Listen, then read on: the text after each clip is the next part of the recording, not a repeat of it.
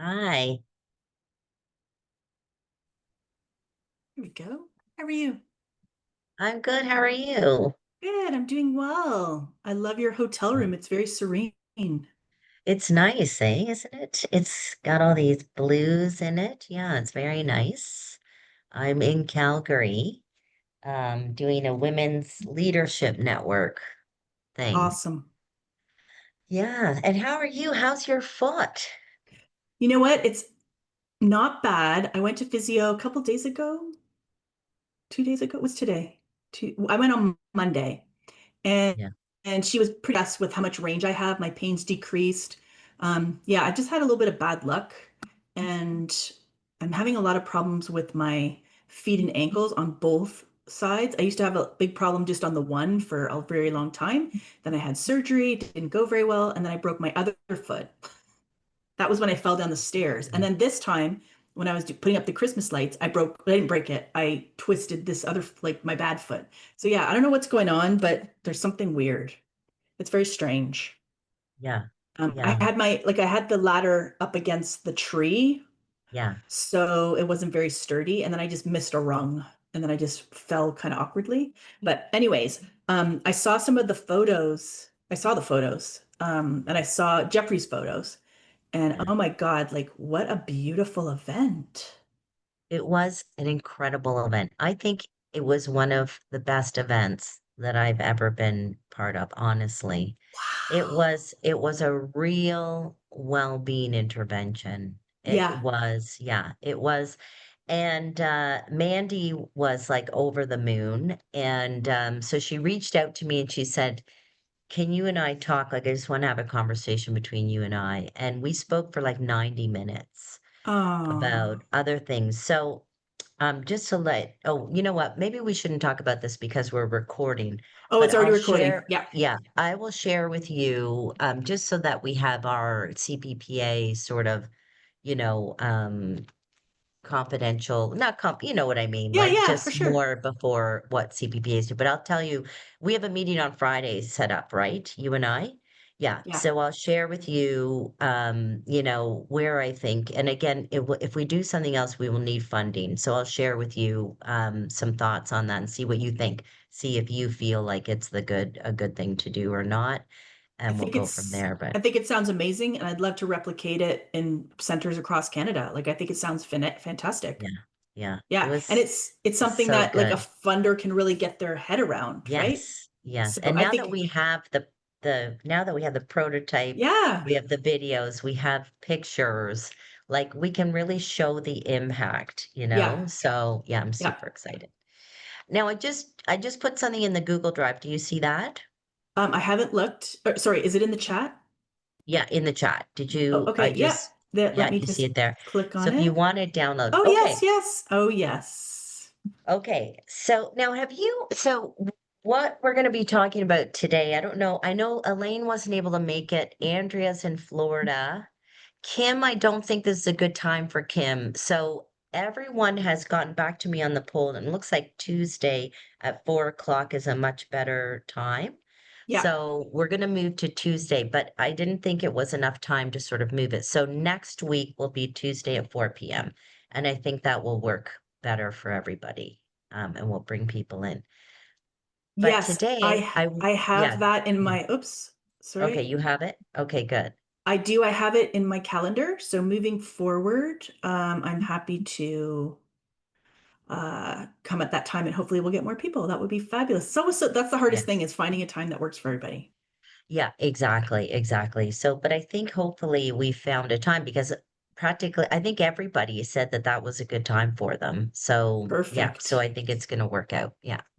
So, so we'll do that. And also with Megan, it was just a matter of like, like she's teaching at a certain class, so it was temporary. So she said that possibly later on, other times could work, but anyway, Yeah. that seems to work. So today I wanted to share with you the drama triangle. Now, have you ever used this before? Are you familiar with it? I'm very familiar. I'm doing some coaching with some healthcare professionals in Nova Scotia virtually. Yeah. And a friend of mine got the contract for this program. It's a province-wide program on leadership development. And we do group coaching as well. And this week's group coaching, actually, I did it last week, was on strengths and the drama triangle. Oh, you're So kidding. no, so I just put, so Okay. I'm very familiar with it. And I just put in the chat a little clip that she showed everyone to explain it. It's on YouTube. It's one of those, those hand drawn. Oh, awesome. Yeah, so it's only about 2.5 minutes. Anyways, it's another beautiful tool.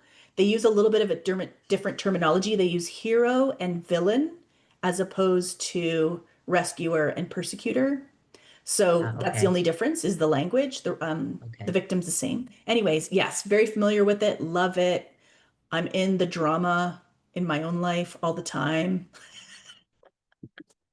because that's just how it is, right? Like we Yes. all are, right? Like we try to fix it. Yes. Or we kind of say, oh man, that didn't work well. And why was that? You try to blame somebody else sometimes. Like I'm always in there. And, as much as I try to get out of it, which I do, and I think I do it very well. Like I think I'm, not within the drama triangle as much as a lot of other people that I know. However, to be human is to be in the triangle. Yes, exactly. Exactly. Yeah. Okay. So I will include, can I include this YouTube clip Yeah. then in the resources? Okay, great. Because Yeah. then that will be, so it's like an explainer video or something like that. Yeah. It really is. It's one of the ones that Okay. the guy's drawing. And Yes. it's Yes. really, As really, they're really going. well. Yeah, it's really well done. Okay. Okay. Good. Good. Okay. Well, I'm glad. So maybe we can have a discussion as we're both kind of in this. And so what I did was I shared the workbook, which is here. And Hmm. so, just for everybody who's watching the video as well, I just put some information about what the drama triangle is for people who don't know what it is, and then the three different roles: the victim, the persecutor, and the rescuer. And again, for anyone um, who's watching the video, this was something that was created by Stephen Karpman, and it was a simple framework to help us understand the unhelpful interpersonal patterns we fall into, especially during stress, conflict, or emotionally charged moments. And people take on different roles depending on what's happening. So, in that stress and drama, um, here in the workbook, I also talk about the role description. So, what does he mean by victim, persecutor, and rescuer? Although we all, can have an idea of what all of these things mean, but I've got the role descriptions here.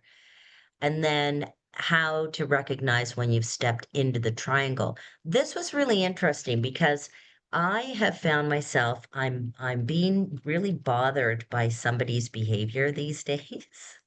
And it's really triggering me. Like I'm I recognize right away that I'm going out of body when these things happen. Like it's just they really bug me so much, you know? And when I was doing all of this, I was like, "Oh, where am I going?" So it's really good to first of all recognize when they're going, but then I kind of analyzed where I go in certain, dramas and what happens. So I thought that was really interesting. So Yeah. understanding the triggers that pull people into a drama triangle is also a really good first start. So if you're teaching this to others or sharing this could be a really good place to start. What triggers putting you in the victim role, or what triggers you putting going into the persecutor role, or what triggers going into the rescuer role. What are your thoughts on triggers, Stephanie? What do you think? Um, I have a couple of thoughts based on what you said. First of all, I just was laughing so hard when you said that you're just really recognizing that someone's triggering you because it's so Yeah. human. We all have that person, and they come and go, and there's different people that we still will have. So one of the things that I was thinking about when you were speaking about that was when email came out, I'm sure we've all had that situation where we sent the email to the wrong person or we said something we shouldn't have and copied all or those kinds of things. So I made a rule for myself that every time I write an email, I don't want anything in writing that I wouldn't want on the front page of the newspaper. So Yeah. now, yeah, so now with Zoom, so you'll get to, I'm making my point in a second. With Zoom, with web conferences like we're doing now, I'm trying to have the same rule by saying, because it's easy to forget that, we're recording this, people can see you. And sometimes, there's going to be a time where people are recording and you don't know or you forget. So, what I try to always remember is that anyone in the world at any time can see this video, and I want to behave in a way that is respectful, Mm. that is not not getting in Yes. the drama, that's I'm dealing with my triggers. And so, because so much is virtual these days, I constantly have to remind myself because, I don't want to let my guard down. I want to be honest and vulnerable, but at the same time, I want to be very um, respectful to all the people that I'm talking to. So when it comes to triggers, there's definitely some triggers that I have. And I know we haven't gotten to the details, but victim is one of them. Like when people are just talking about being a victim and that they just, there's times when people are overwhelmed or feeling powerless, and I have empathy for that. But there's times where, for example, I remember talking to this woman that used to report to me a long time ago, and all she would do is complain about everything constantly. And I'm an optimistic, positive, hopeful person. Hope is one of my top 5 strengths. And so I remember one time, and this changed everything for me. She was complaining, complaining, complaining. And I said, well, that sounds hard. What do you think we should do about it? Right? I mean, I was really young, I was in my 20s. And she's like, she stopped in her tracks. She had no clue. It was almost like I asked her like to split the atom. She just didn't even Yeah. know what to say, what to do. And she couldn't think of one thing. And I said, well, it's your job. I want to help you. I'm in a position to be able to help support you. So I'm willing to try anything. So when you're ready, when you've come up with some ideas, let me know and we'll try something. And she never did. And so that taught me such a lesson because, um, which I know it sounds kind of silly now because, here I am like many years later. But at that young age, when I was promoted early in my career and I felt like I had to solve everyone's problem, like I had to be the rescuer and I Yes. had to, prove that I was worthy of this job, Yes. that when someone who was older than me, when I asked them to actually fix their own issue, I said, "You're the one that does your job more than me. Like, you know way more than I do. So I'm happy to help you with whatever way within my control. Let's do it." And she never thought of anything. So that just was a stark Yes. insight into the victim mentality and Yes. also that I was rescuing too much. So I stopped doing that. Mm. Did I I answer love your that. question? Yeah, I love that. Yeah. I love that.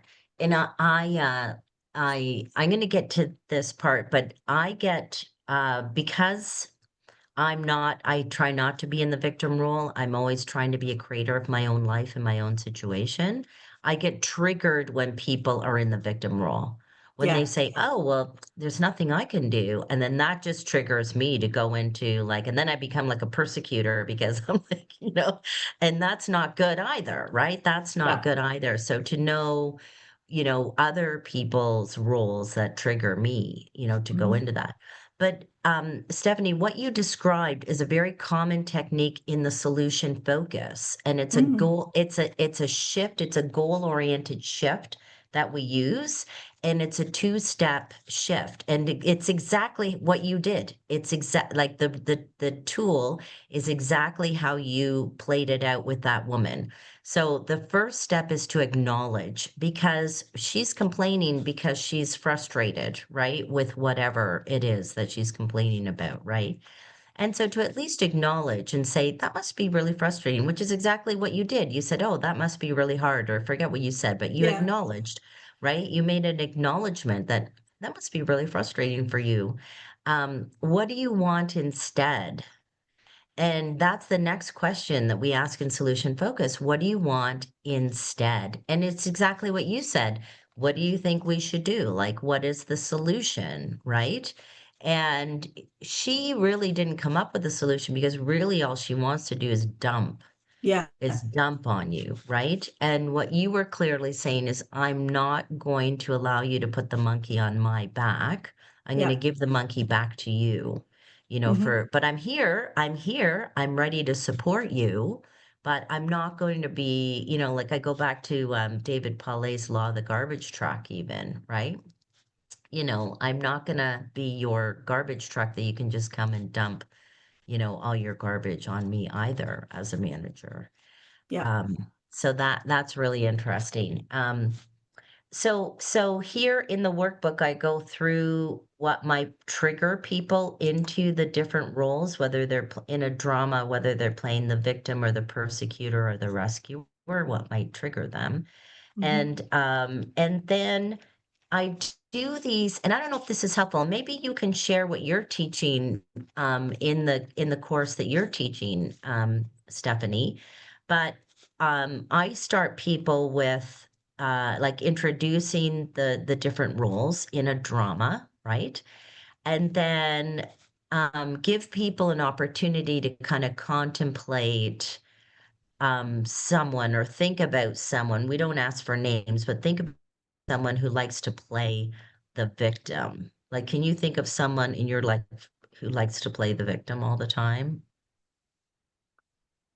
Um, You yes. don't have to say, you don't have to say the name, Yes, I do. Yes, I do. right? Like I've Yeah. got someone in mind who likes to play the victim. So what are they saying? Well, you know what? It's kind of like a little bit of victim. Let me just kind of play this out. Yeah, a little bit of victim, a little bit of persecutor, like a little bit of both. Like kind of it's me, but it's also you, you know? Yeah. Um, so the kinds of things that they're saying are um it feels like a learned helplessness, right? This is never gonna work. And again, because they're victim persecutor really strong, I have to try to tease it out a little bit. But the victim portions are this isn't going to work. Why bother? That kind of thing. Right, Um, exactly. it's just Yeah. why it's basically why bother. Like if I could summarize it, it's basically why bother. Yes. Yeah. And I find that this victim I'm thinking of, I find particularly when it comes to kind of like health issues, like, well, there's nothing I'm just gonna go on medication because like that's the thing to do, and there's nothing else I can do, and I don't Yeah. like, yeah, okay, yeah, sure, diet and exercise, but that's really not going to help. I have a condition, and I'm gonna have to, just take the medication, right? Yeah. And of course, in some cases, I try not to be judgmental because in some conditions that is absolutely correct. And of course, you want to take medication.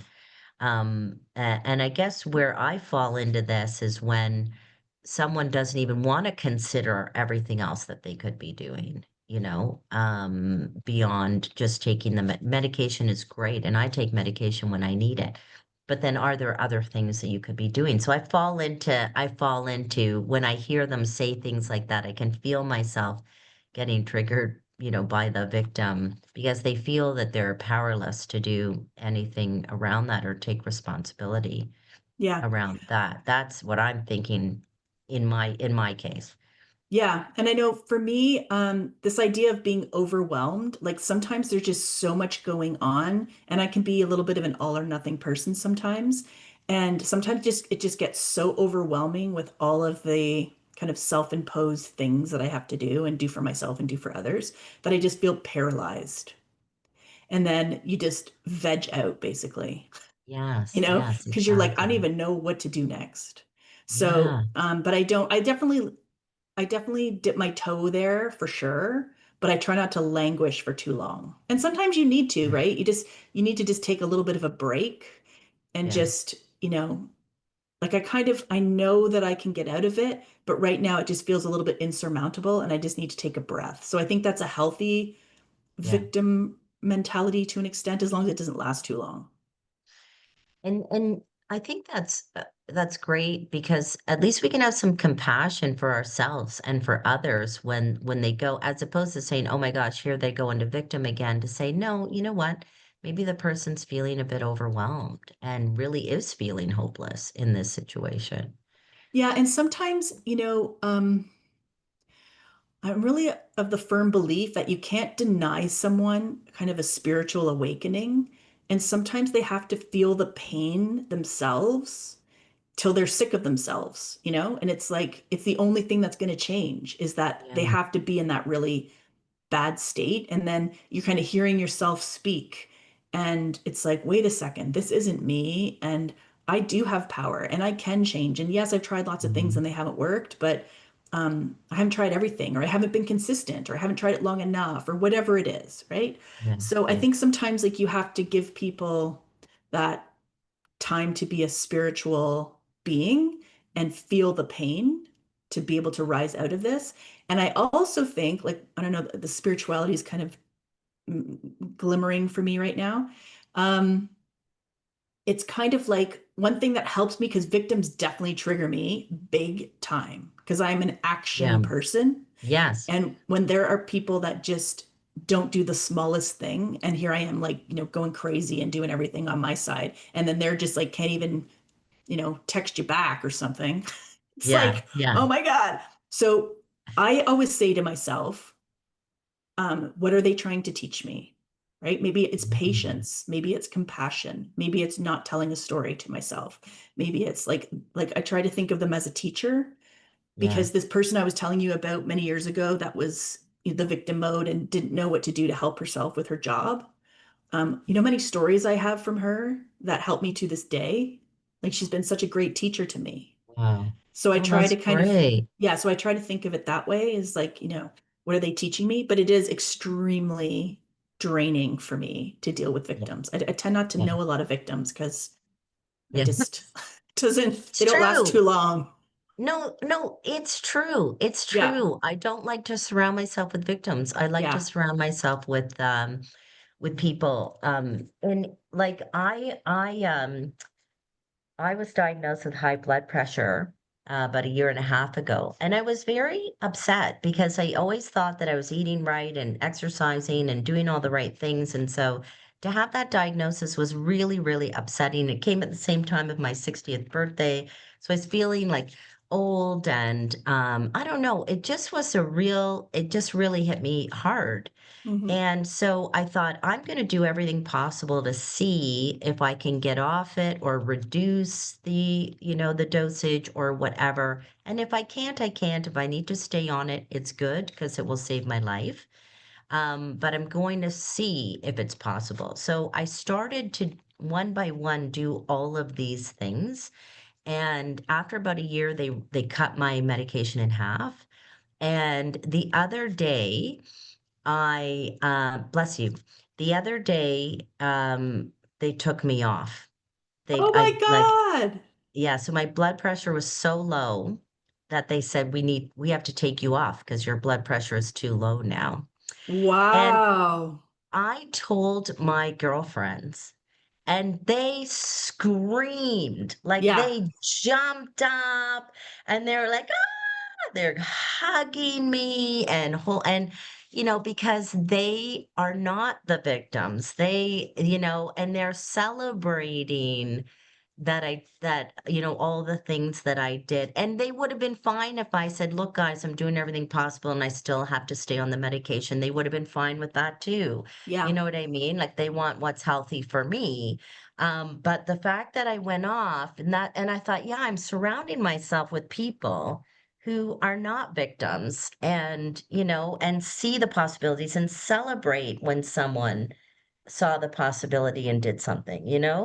Yeah. Oh, that's amazing. Right. And I think Yeah. you're right when it comes to the friends group for sure. But I think sometimes when I have these people in my life, they're mostly family because Yeah. their family's family, right? What are you gonna do? Yes, yes.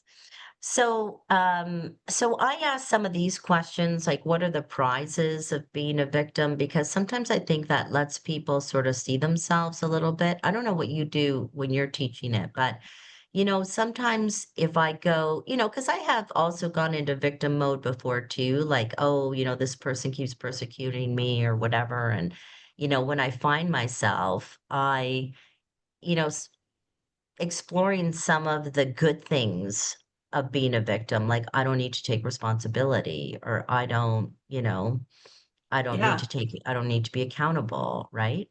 Yeah. And, I think mistakenly people think it's easier, but it really isn't. It might be easier in the short term Yeah, because it's easier to like sit and watch Netflix for, 2 days in a row. But at the end of the day, is that how you want to live your life? And putting some exactly. effort into your life, there's way fewer Yeah. regrets at the end of your life. So I think that it's like, it gives you a pass. Yeah. And so that's why I like to ask these questions. What are some of the prizes when you go into victim? What are some of the punishments, which, like you say, is what, watching, binging Netflix and wasting time and feeling hopeless. Those are all kind of the negatives, right? The punishments. The other thing too, I think of this one and the next one, like the persecutor, is it is really hard to disappoint yourself and feel that feeling. So feeling like you are not, so for example, with your example, Louisa, with your blood pressure. And let's just say, I mean, could be hereditary, who knows? There's a Yeah. lot of reasons why people have high blood pressure, like and Yeah. let's just take it Exactly. away from you for a second, but people eat very high salt, high fat, obesity, not exercising, all these things, right? Smoking, whatever. And so Whatever. it's very hard to look at yourself and say, I've contributed to this example, right? Mm, And mm. I have let myself and my body down. And to acknowledge that and feel what it feels like to know that you're a portion of responsibility is very hurtful. And a Oh, lot of people would rather, and same with the persecutor, yeah. not blame themselves for it and just say like I'm a victim of circumstance, right? It's the food industry because it's not my fault. It's just everything tastes so delicious and everything's got salt in it and McDonald's is right by my house and I'm too tired when I come home from work or whatever, right? Yeah. So you can blame other people and then you don't have to feel the uncomfortable feeling that you're contributing to this in some way. It's That is a great insight yeah, because I do find that people do find it difficult to be vulnerable, yeah, to admit yeah, that maybe they're not doing, and again, like you say, there are perfectly valid reasons why people have high blood pressure. It could be hereditary. There could be lots of things. Like I have certain things, conditions in my body that lend itself to higher yeah, blood pressure, right? And so she yeah, said, I've always my whole life I've kind of been always on the high side because of all the DNA, right? yeah, yeah, But you're right. You're right. Some people who find it very difficult to be vulnerable or to admit, that they might have something to do with it will find it more comfortable to play the victim yeah. or the persecutor. Yeah, I love that insight. That's really good. Um, so another question I ask is you usually get put into a role when you're triggered. Who is the person and what's the situation that most likely puts you into victim mode? And when you think of that person or situation, how do you show up? And I think what I like about this is it gives us some insights into what are the prizes? So, what might attract me to that role? What are the punishments? Okay, now I'm broadening my awareness of maybe what could be hurting me by going into that role. What are the situations and the people that trigger me? And then how am I showing up so that I can recognize my own behavior in the future? Like I do find that there's somebody that is playing the persecutor on, for me, and they're triggering me because they're persecuting, and they're doing it in a way where they're using derogatory humor, Yeah. which even bothers me even more, right? That they mask the persecutor role with humor. Yeah. Um, and so then I see where I go, right? And I tend to be persecutor right back. Like I'm right back at them. You know what I Yeah. mean? And I Yeah. can see when I go and get triggered, by that. And some of the prizes with that is I can hit back. Yeah. That's my way. But I don't like that. I don't like Yeah. that, Stephanie. I hate that when that happens because when I step out of the trigger, I'm like, "Oh my gosh, what are you doing?" Yeah. What are you doing? Like, I don't even think this person realizes what they're doing to you, you know? Yeah. Yeah. Agreed. And I find that I can handle it better, whether it's victim or persecutor, when it's directed at me because, I can, it's Teflon. It's like, the other thing I always say to myself is happy people don't behave like this. So I feel Mm, sorry for you. And I don't mean like in a mm, pity way. It's just, I don't know what you're dealing with. And if you were like happy, content, and really everything's going great in your life, then you wouldn't be speaking like this to me. So I'm going to just, I don't want to say pray for you because that I don't do that per se, but you're in my thoughts and I hope your life is going okay and I wish you well. So I keep reminding myself of that. But when they do it to other people, I'm like a grizzly bear because I'm just like, oh, oh yeah, hell no, you're not going to yeah, do that to that person. Like I'll yeah, stand up for them. And then you're yeah, right. Like I can hit back pretty hard too, like just to be really, you know, don't yeah, mess with this situation. And it's yeah, very clear. And then you look yeah. like the horrible person. Yes, this is Yeah. it. Exactly, Yeah. exactly it. Then you look like the horrible person, right? Yeah. Especially when the person, like with this person, they kind of gaslight me, go, oh, it's just a joke. And it's Yes. like, no, I don't like jokes like that are just criticisms masked as, attacks masked as jokes. That's real gaslighting, Yeah. when the person does that, right? So, Yeah. yeah, What I struggle with, and this happened actually today, is there's someone in my life who they have such little insight that I'm trying to be as like neutral and not let this be obvious what I'm talking about here. But um they behave in a certain way that's very annoying. Okay. And I let it go and I just accommodate, right? So it's like, okay, I'll help you whenever you feel like it. I'm here. I'll drop everything and do whatever. But then I was doing something on my timeline and I said, like, I don't need your help. It's fine. Like, go ahead. No big deal. And they started kind of attacking me saying, we have to drop everything every time you feel like it. And it's actually the opposite times a million, right? So um, when they do that to me in the beginning, where it's just, drop everything, help me, whatever, then I just go with it. I'm just like, you know what? Fine. I don't elaborate. It's not fantastic. It's just, sure, okay, we can do that. We can do that. But then when they flip it on me and say that I'm doing what they're doing, even though they do it a million times more than I do, and I do it like maybe once a year, and I don't even need your help, actually, I'm saying, go do your thing, then that I start losing it. And then that's the gaslighting piece. And so I yeah, really struggle with that part of it. So I can very easily kind of let it go when I kind of treat them like, when they say when people have Alzheimer's, and I used to work in a hospital where we'd have a lot of people with dementia, different types of dementia. And then we had this really bad who was a music therapist and then he became a rec therapist and he was really bad at it. And so they would be doing art and people would be painting and they'd paint the sky like green or something. Oh, this is the sky, it's green and this is the flowers. And then he would say, "No, the sky is blue. You don't paint the sky green, you paint the sky blue." And it's like, you know what? These people are so confused. They have Alzheimer's. The sky's green. Oh, what a beautiful green sky you have. That's gorgeous. Look at that beautiful sky. You just let them believe whatever it is. You're not trying to like get reality orientation. It's not like they've had a stroke and it's going to come back. It's just it's gone. Their memory, yeah, their colors, everything, whatever. They just don't know about it.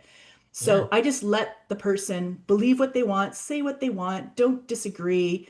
Um, but it's when it's flipped back on you and they accuse you of doing the things that they're doing that you are being so gracious to let go, that yeah, is the struggle. And I don't even know, the only thing I try to do is breathe and just kind of take some extra deep breaths to calm me down because I'm yeah, furious in the moment. Oh my god. yeah.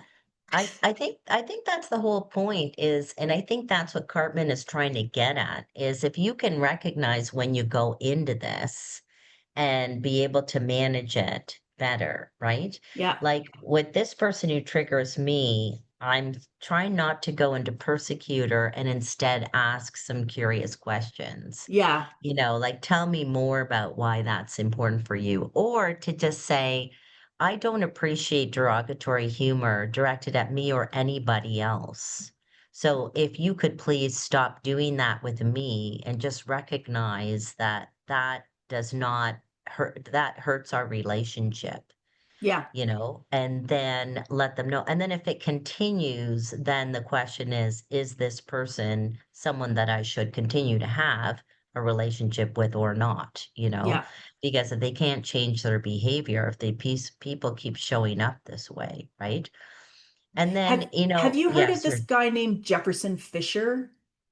no. He used to do, so he's a lawyer that works in Texas, Yeah. and he did all these videos of him sitting in his car with basically his seatbelt on, and he made a fortune. He actually wrote a book also called Okay. The Next Conversation. Oh, yeah. And it's about just like what you said. It's basically what to say when someone does this, or what to say when someone Yeah. uses derogatory humor against you. And he'll give you like three phrases to just, here's how you address it. What to say when Yeah. someone's doing this, what to say when someone's doing that. Anyways, it's just really useful. And I think it would be, I have his book actually. I haven't read it yet, but I've got it. But he's just a Yeah. super chill, relaxed guy that gives very practical, not one-liners, but responses to address all manner of different kinds of behaviors. And I think it would be really helpful within this context. I love that because oftentimes I think people ruminate about what they would say next, Yeah, right? Like, oh, when it, or before they go into a situation, because sometimes I find myself preparing when I'm going to see this person who triggers me. I'm yeah, preparing. If they say this, I'm going to say that. If they say this, but you can't live your life like that, right? yeah, And totally. that's where I found David Pauly's The Law of the Garbage Truck was really helpful for me because I'm like, okay, this person is just a garbage truck who's dumping their garbage on me. Yeah. And I'm not going to engage. I'm not going to engage in what they have to offer. And so instead I'm just going to again, like with this person, I just said, I don't appreciate that and just was able to tell them. But we don't always feel like we can do that in the moment, depending, right? Yeah, and I like to say, I just have these pocket phrases because when you are in a situation where someone's triggering you, like you get the amygdala hijack, right? Like you Yes. literally Yeah. can't think, you can't talk, you can't think, you have no idea. Everyone freezes. It's like, what do I say? Or you say something Yeah. wrong.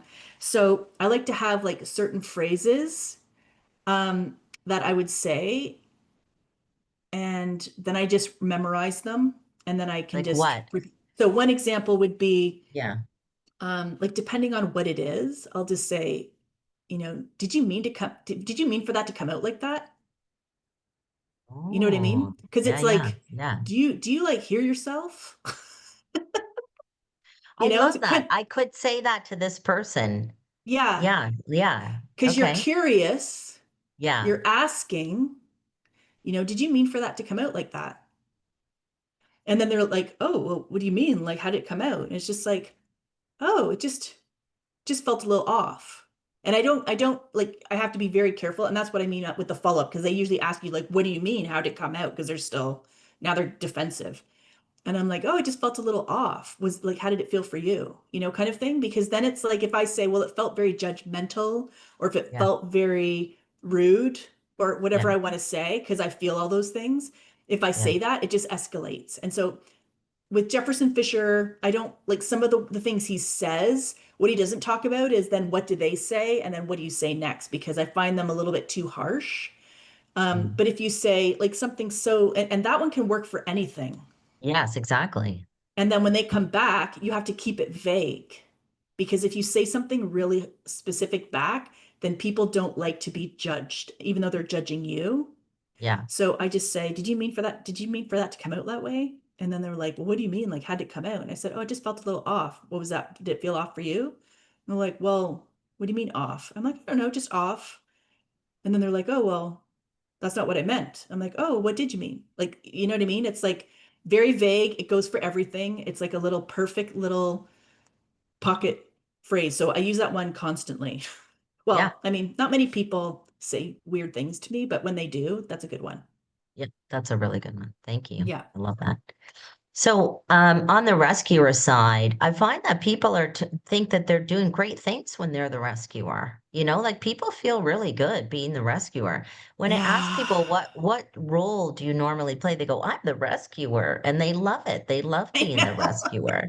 I And know. it's so problematic. It's such a Yeah. problem being the rescuer. And, I'm often wondering, like, do you think this person is ever going to learn how to be self-sufficient if you're always there rescuing them? Like, how is, in the end, how is that actually helping them? Yeah. So I wonder, about that, right? I ask people because this is very common. It's very common. I work in healthcare with a lot of people coaching. There's a lot of women that work in healthcare and leadership, and this is a classic. And they know that they're doing it more than they should, but they find it really hard to help because sometimes, as mothers or wives, it's like it's so much easier if I do it myself. Like I can't. It takes me like Yeah. 100 times longer. So I always ask them, what happens when you're on vacation? Like, who does it then? Yeah. Like, how do they figure it out? Because you do Yeah. take Yeah. holidays, right? So Yeah. you take holidays, and then, um, yeah, there was something else that I say about this too is, oh, yeah. So when I did my coach training many, many years ago, one of the central tenets of coaching is that people are naturally creative, resourceful, and whole. So Yes, if you have that, exactly. yeah, you have to have that belief about people. Like people are naturally creative, resourceful, and whole. And now with AI, come on, But right? I don't think the rescuer is about that belief. I think it's about that the rescuer is feeling insecure about themselves and they need to show up as the rescuer to make themselves feel good. So that's my question Mm, is why are you always doing this for you? Really? Because that's some of the prizes, right? yes. Right? That's a Whereas, great point, Louisa. That is a super important point that you just made. yeah, like I wonder, like, what is it about you that makes you feel like, what's going on in your life that you can't let are you going to like some parents are like this, right? Yeah. Some parents are exactly like this, where they feel like they want to rescue their kids all the time because, their kids are not always going to be there and they can't let their kids go. Like I know some people who have adult children who are like almost 30 and they're still taking the car in to get fixed for them and that. And I'm like, how is a young woman going to learn how to take care of her car if well, I have the guy. It's okay. I can, and I'm like, well, what's going to happen when they move out on their own Yeah. and you're not there? And they're like, oh, I guess, but I think it has more to do with them. Like they don't want to let the person go, right? They don't want to let their little girl go. Yeah, Um, that makes you know, perfect sense. I think that's such an important point. I even see that with young parents and young children. Like you ask you're with them, that you ask the kids questions and the parents answer. I'm like, I'm pretty sure you know the answer, but I'm talking to your child. yeah, exactly. It's just so Yeah, bad. I'm like, you know yeah, what? Like the kids are learning, and if they get it yeah, wrong, I can handle a conversation with a child. Like it's okay, and we're safe here. But yeah, they just jump in, yeah, and I think it's the biggest disservice to raising children yeah. is And doing things for them. I talk a lot about this in resilience training, because there's like, for example, there's a lot of these private schools. They have a lot of supports for the kids around resilience and stress reduction and mental well-being and all that. And then these kids go to university and they commit suicide. There's Yeah, suicides up because they don't have all of these supports. And I always think if you're teaching resilience, you've got to teach them how to stand on their own, which means you can't always give them the answer. You can't always be the rescuer. because do it when it's safe, right? Like you're not going to push your kid into traffic, obviously, but when they're at home and they're struggling and they're faltering, let them go through all the messiness while you're there to catch them before they, run into traffic. You know what I mean? Like at Yeah. least you're there, but let them learn along the way how to deal with their own issues and their own problems while you're there, right? And Yeah. then, as opposed to doing everything for them, and then suddenly they find themselves off on their own and they have no safety net, Yeah. to try these things. So I think that the rescuer again, and so what I did here in the workbook is I just put the prizes and punishments kind of Oh, thing for for yeah. for each one, right? I created like a little bit of a table for each one. And then to know which one do you go into most often, which one do you go into least often, and this is usually the one that most triggers you, right? And how do you manage all of this without getting sucked like into the drama? So Hmm. that's here. And then have you seen this before, The Empowerment Dynamic by David Emerald? I have. And yeah, in this video that I shared, it's got both of these. Okay, perfect, Yeah. perfect. So for people who are watching, this is just the flip. So this David Emerald just flips Karpman's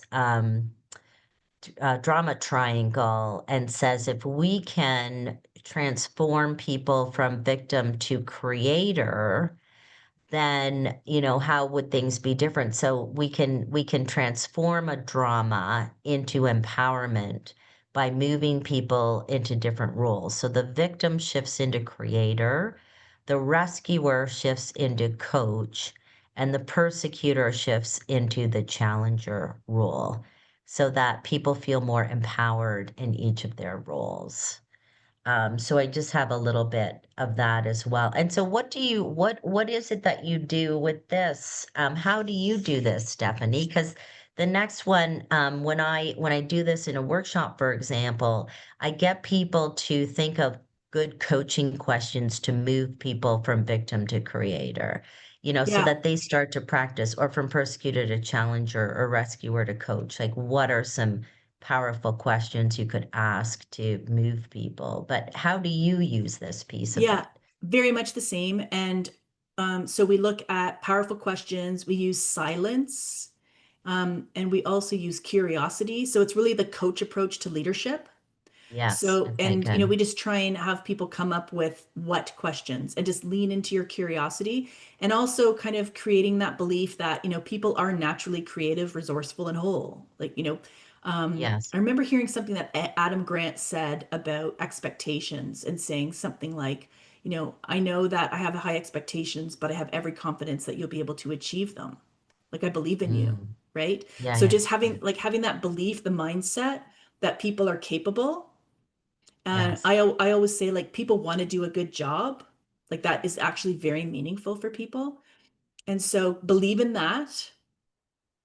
Because a lot of times people will say, especially the rescuers, it's like, well, I don't want to give it to them because, then they don't have the time either. And I don't want to make them work harder than they already do. And kind of Right. taking on that burden and being that martyr. So again, that mindset of, people are capable, they can do it. And then you're And also, and yeah, go ahead. no, no, go ahead. No, that's fine. That's a natural stop. And they feel good. They feel Yeah. good when they do it. This is the Yeah. thing, like you're depriving them of them feeling good about their achievements and that they Yep. did it, right? Yep. So I think it's really good to, to see this, this shift from like victim to creator, and those, those kinds of things. Yeah. And then sometimes in workshops as well, I will have them, consider a drama that they're involved in now and to name out who's the victim, who's the persecutor, who's the rescuer, what role are you playing? And given this situation, how can you get the players to move into different roles?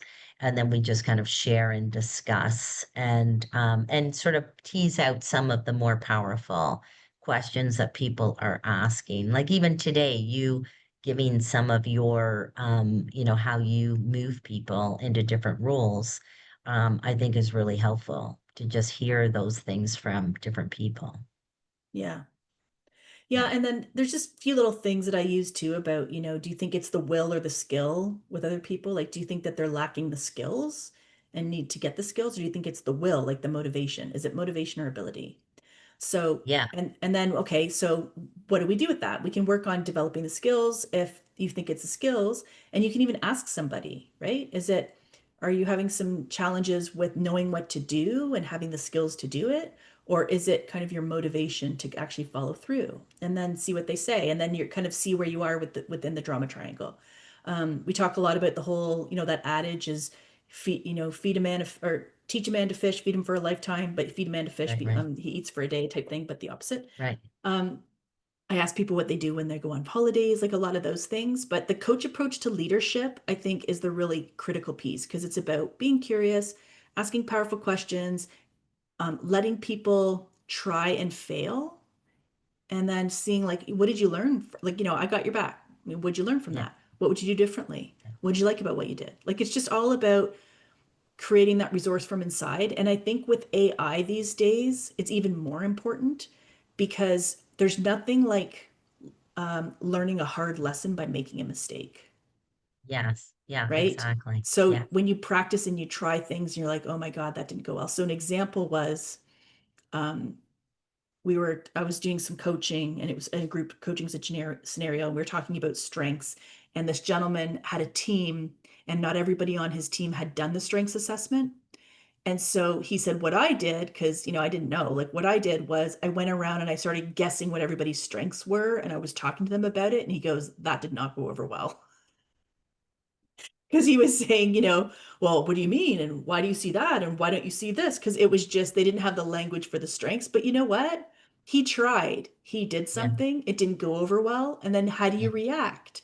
And then what do you do next? Right. So I give him a tremendous amount of credit for being the man in the arena and actually yeah, giving it a try, and then exactly. with the good intention, and then following it up with a human response saying, oh my gosh, that did not go over well, that was not what I intended. I wanted to have this be a good conversation where we all learn from each other, and because you didn't take the survey, I thought maybe I could help you, but clearly that wasn't helpful. Yeah, So even just learning to be human yeah, in front of your people that you don't feel like you need to know all the answers, I think really helps with this. So it's kind of who you bring to the scenario and demonstrating through your behaviors and through your um like your personality, like yeah. what you're all And about.